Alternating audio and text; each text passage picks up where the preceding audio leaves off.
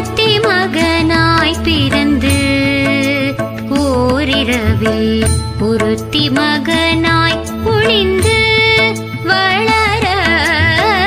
தருக்கிலானாகி தான் தீங்கு நினைத்த கருத்தை பிழைப்பித்து கஞ்சன் வயிற்றில் நெருப்பென நின்ற நெடுமாலே உன்னை அறுத்தித்து வந்தோ பறை தருதியாகில்